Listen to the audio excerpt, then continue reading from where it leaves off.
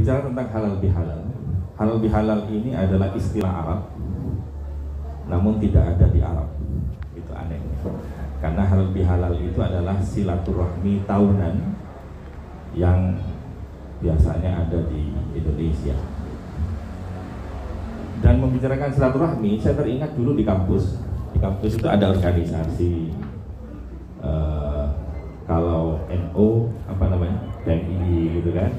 Kalau Muhammadiyah ada IMM. Kalau HMI apa? Campur-campur ya. Itu kalau ngadakan silaturahmi, biasanya kan ada di background ada silaturahmi. Nah, pernah apa namanya anak-anak dari PMI mengadakan silaturahmi. Backgroundnya itu dengan silaturahmi, gitu, ada silaturahmi. Itu banyak yang protes. Keliru tulisnya. Itu silaturahmi atas silaturahim. Gitu. Akhirnya debat sana debat sini saling menguat dalil. Ternyata itu keliru, itu silaturahmi. Kalau silaturahmi itu belakangnya HMI, jadi bukan punya HMI. Itu benar.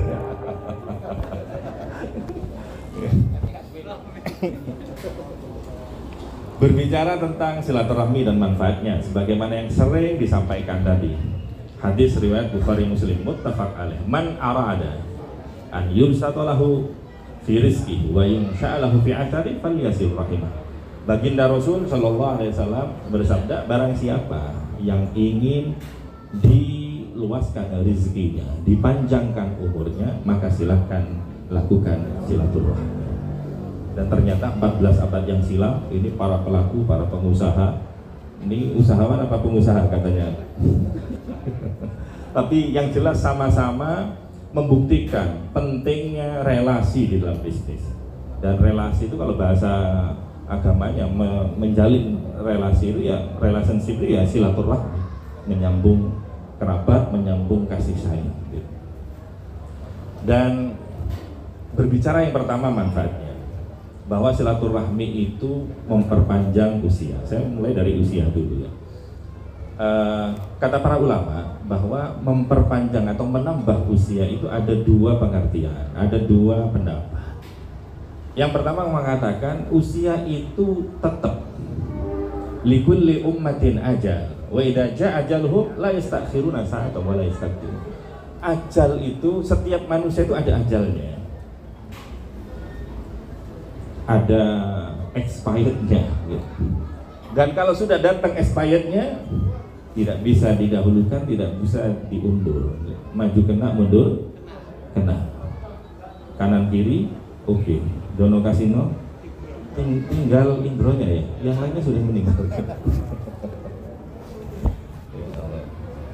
Saya teringat di dalam kitab As-Sawi, Syarah Tafsir Jalalain. Itu ada diceritakan dulu zamannya Nabi Sulaiman. Nabi Sulaiman nabi yang luar biasa, nabi yang kaya raya. Jadi kalau Islam itu ya kudu niru para nabi, di antara Nabi Sulaiman. Jadi kalau ini ada himpunan pengusaha, ya ini luar biasa, niru muka-muka dari mirip-mirip Nabi Sulaiman semua. Orang yang kaya raya.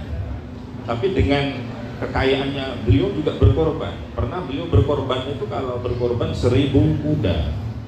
Padahal kudanya kuda balap. Kalau kuda balap, kalau sekarang punya Pak Prabowo dulu yang di share itu bisa 1 miliar. Kalau satu kuda balap 1 miliar kali 1000, berapa berarti korbannya? Ini kan sudah hampir korban. Ini pengusaha berapa korbannya? Lalu itu disembelih. Nah kemana-mana dulu padahal kuda itu kalau dulu alat transportasi yang paling canggih. Ya, maka sampai sekarang mobil itu yang paling canggih, paling banter dilogoi kuda, Ferrari. Kalau sekarang berarti berkorban bersedekah 1000 Ferrari, benar Sulaiman. Gitu. Nah, terus kalau begitu disedekahkan, terus kemana-mana naik apa? Allah tidak membiarkan hambanya dengan melakukan kebaikan itu kemudian merasa getun, merasa menyesal. Allah gantikan dengan yang lebih baik. Apa itu? Allah kemudian berfirman, fasakharna lahu rih tajri bi amri ruqa'an haitsu asar.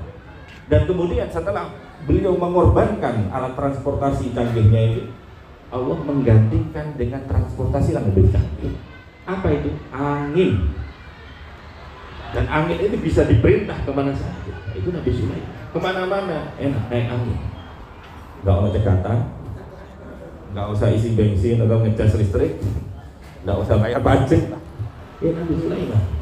Lah satu ketika, ya hubungannya dengan silaturahmi ini ya, bahwa pengertian pertama, umur itu akan tetap, tapi yang bertambah itu, kalau bertambah umurnya itu artinya bertambah keberkahannya, mungkin hidupnya banyak manfaatnya, ataupun mungkin diberikan kesehatan dan keberkahan. Kemudian ada perkumpulan seperti ini, Nabi Sulaiman hadir dan para sahabatnya.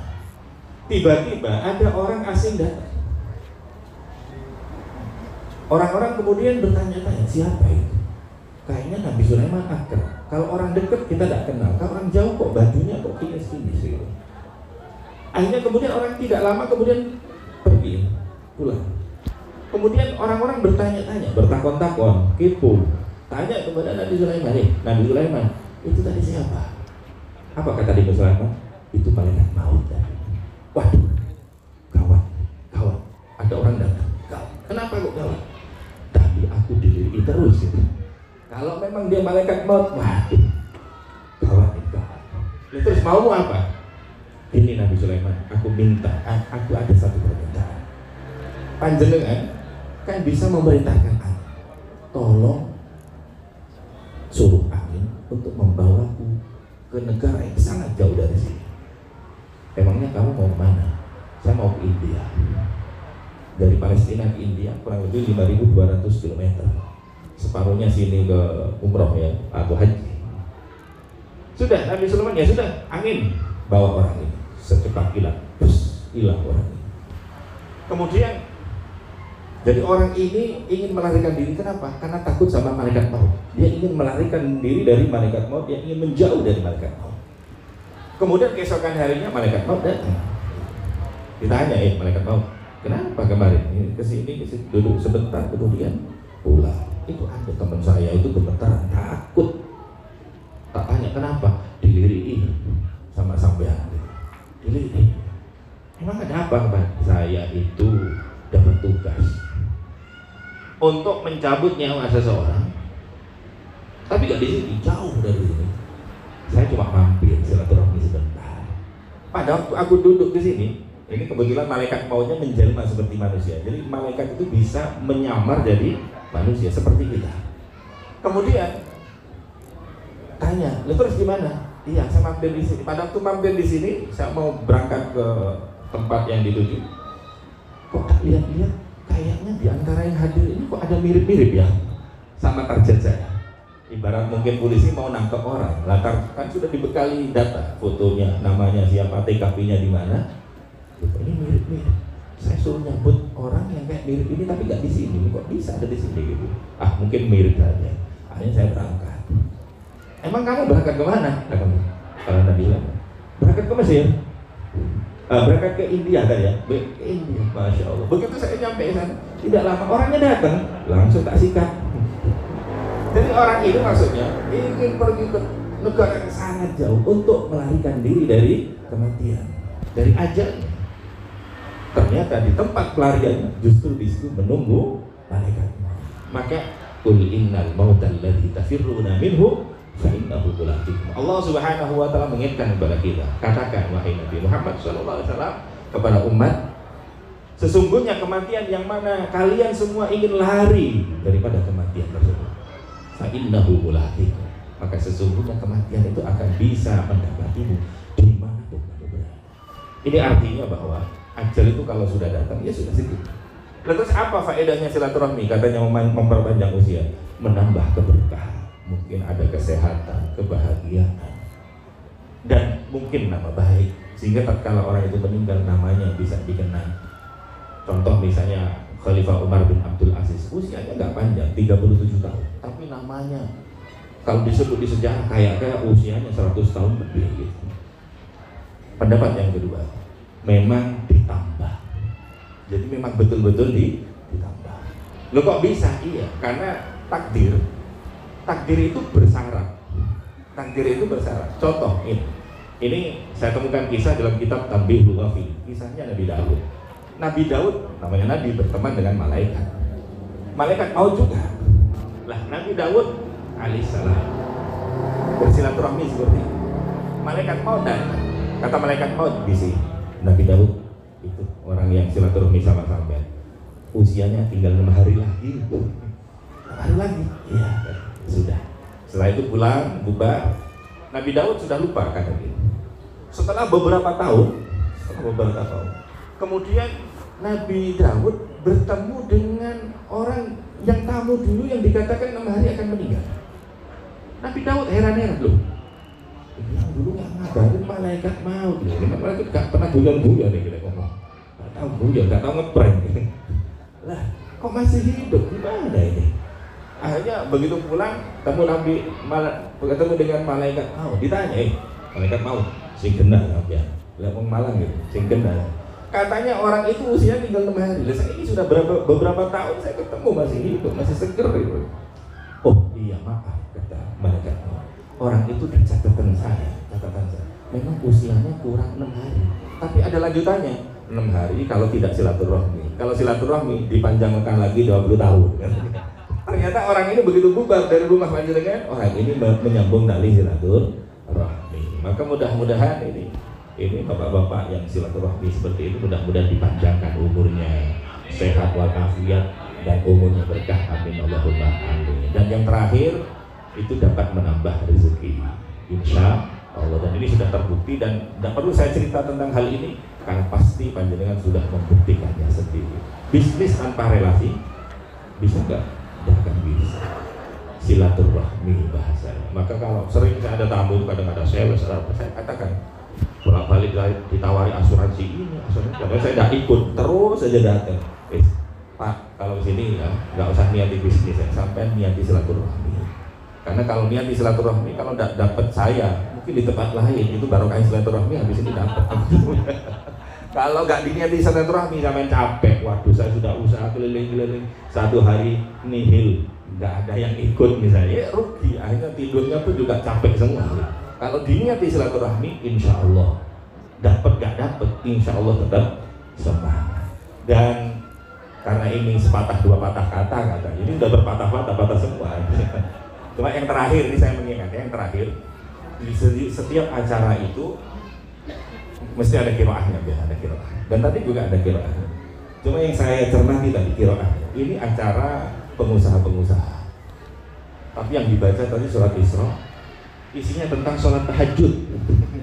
Wa minal laili fatahajjad bihi nafilatan lak. Cuma begini, setelah saya angan-angan, apa kaitannya tahajud sama pengusaha? Kok sampai yang kiroah ayatnya yang dibacain? Ternyata di ujung ayat tersebut, surat Al-Isra ini, itu ada yang mungkin ini perlu digarisbawahi untuk para pengusaha ini. Ya, wa idza an'amna 'alal insan a'rada wa na'a bi janibihi. Ini pesan yang penting ini. Tatkala manusia mendapatkan kesuksesan, pengusaha sukses, tadi lancar semuanya. Ini rata-rata manusia apa itu? A'rada. Dia berpaling dari Allah, nggak mau sholat, nggak mau malas-malas. Wana'a bijanibi, mulai ada kesombongan, takabur. Ini penyakitnya. Maka pengusaha meskipun suksesnya kayak apa, jangan sampai lupakan Allah Subhanahu wa Ta'ala. Ini yang di qiraah tadi. Sehingga saya terikat cerita sebentar. Ada cerita, ada orang bangun apartemen, pemborong. Lah pemborongnya itu ada di tingkat 5. Itu mau manggil kulinya di bawah. Kulinya di bawah lagi ngaduk semen, mau dipanggil, hei kesini gitu. Nggak noleh-noleh, nggak kedengaran. Ini orang di bawah. Akhirnya apa? Supaya dia noleh, bisa mendengarkan, bisa memenuhi panggilannya. Ini dia mikir bagaimana caranya. Akhirnya dia ngambil uang. Ada uang 50.000 dirempet-rempet gitu ya, dilempar ke bawah, jatuh tepat di depannya, diambil sama ini tukang ya. Nah ya boleh saya ketahui dikesa terus dia nyangkut, bukan noleh-noleh, dikira mungkin dari ini jatuh, ganti uang 20.000, lempar, loh ada lagi, terus dia ini uang saya sudah habis yang mau dilempar gitu. Ya, ini. Akhirnya apa? Ada batu kecil kerikil itu lebih besar itu. Kan dia pakai helm lah di proyek gitu. Dia lempar pas ke kepalanya, langsung noleh, ada apa? Itu kadang perumpamaan buat kita.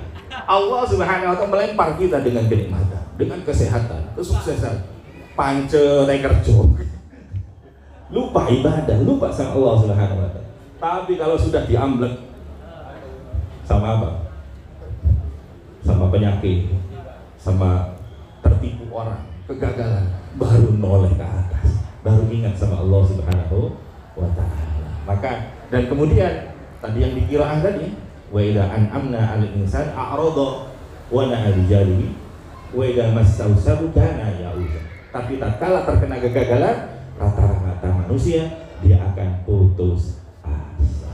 Maka sebagai pengusaha jangan pernah, kalaupun gagal berkali-kali, jangan pernah putus asa. Karena yang menjadi permasalahan bukan jatuh berapa kali, tapi bisa bangkit